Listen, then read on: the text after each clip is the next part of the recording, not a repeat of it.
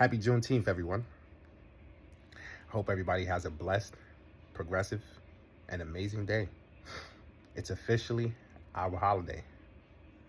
Thank God to our ancestors, the ones who've paved the way for us. I pray a lot of you guys get your holiday pay or you're off from work. Because I know I damn sure didn't get it 2 years ago when I was working for a construction company. So systematic racism is something that's real. I was working for a construction company that did not give us holiday pay, nor did they give us the day off. Mind you, we were building a building. We were one company of 7. All other 6 companies were off that day. Why were we the only company on site? Why? Because they're a private company and they don't honor Juneteenth. They don't respect the fact that it's a federal holiday. So me, as an African-American employee, I had to work and I didn't get overtime pay. Tell me how that makes sense. It don't. It don't. So in a lot of ways, they still don't respect us and they find loopholes to go around respecting us. So make sure you're respecting yourselves, because there's a lot of us that's out here waking up, sharing this knowledge, doing our due diligence to make sure the information is being put out here. So if you are not being put on to all of this knowledge and information that's going on and circulating around social media, around the world has been lying to the world for so long. And now the world is waking up. All of the elites, everyone in power and control has been lying to the world forever, for a very long time. Everyone is waking up. If you're not waking up, means you're living under a rock. And if you're living under a rock, means you're a Flintstone. And you're in the bedrock era. And it's time for you to wake up. Because we don't drive cars with our feet. It's just real shit. There's a lot of stuff going on out here, and we must learn to pay attention to it. So, for example, about paying attention to something on Sunday, Father's Day. I know a lot of you were probably looking around and asking what happened. Why were all of the Africans, the native Africans, dressed up the way that they were? Well, guess what? They're celebrating a holiday for something that happened in Africa, where a bunch of students were protesting, and I believe it was the military that came into the protests, slaughtered a bunch of those students. And see, for us, we have a holiday of Father's Day, where it's not really a significant holiday because women don't respect the fathers. The mothers don't respect the fathers on Father's Day. On Father's Day, what, you get a tie? On Mother's Day, they're getting jewelry, houses, cars. Like, it just doesn't hold up. But in the African community, they have a whole different thing going on, where they're honoring the students who stood up and protested against what was going on at the campus where they were at, because they were standing up for their rights. And then the military came in and slaughtered them, the indigenous people. Make sure they pay homage to all of those lives that were lost. And as I was looking around at our women on Sunday, our women, you can tell, like, especially when you do, behavior analysis and you're paying attention to people, those women, like all of those women, especially the older ones, you look at them, they make you say yeah. Every time you turn, you like yeah. Our women are out here trying to look like the Spanish women. They trying to look like Kim Kardashians and all that shit. But the Spanish women are African. They're mixed with African. That's where they get it from. So y'all trying to do all these wavies and all this stuff y'all doing on your heads. Y'all got all these wigs on. I'm going to be honest. Y'all look horrible. Every woman that wears a wig, that has a wig on, that has all of those colors in her hair, What are y'all trying to do? Who are you trying to impress? Y'all look horrible. Horrible.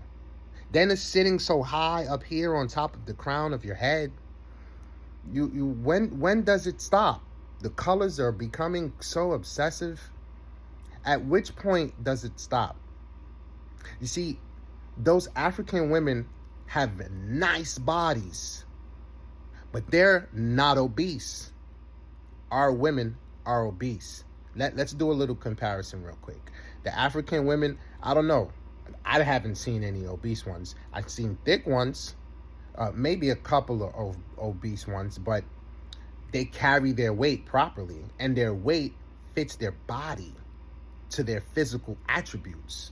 So it blends right in. All it looks like is the woman has a little extra thickness on her compared to how our African American women are obese. Okay, let's keep going.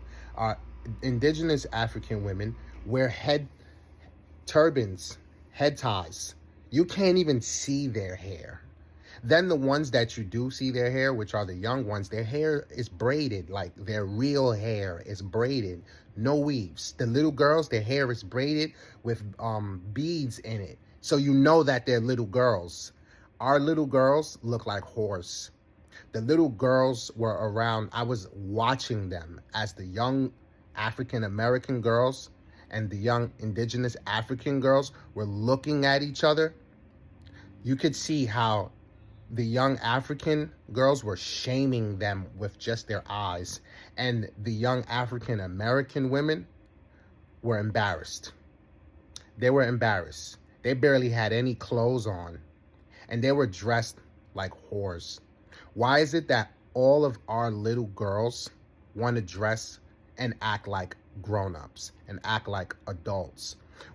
I seen a mother with her child, with the child has weave in with the braids long all the way down to her knees. What is that? What is this new thing with this hair so long all the way down there? All of this hair. Y'all be outside in the public. When you come home, y'all do not clean your hair.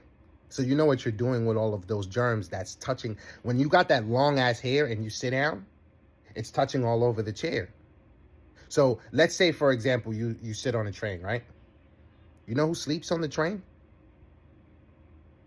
Let it sink in for a second. You know who sleeps on the train? When y'all out in public, do y'all know who sits on those benches or seats or whatever, wherever y'all at? Y'all do. And then in some cases, you don't. But you should be more leery about the cases where you don't, especially due to the fact about the cases that you do. So with that being said, when y'all come home, y'all don't clean that hair. Y'all lay down because y'all don't take showers because you can't wear the black woman's hair. So that hair is not getting washed. And then you're laying on the pillows.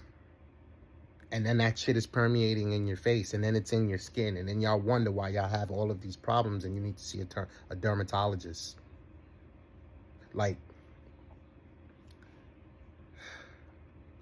it's past the point of something needs to change.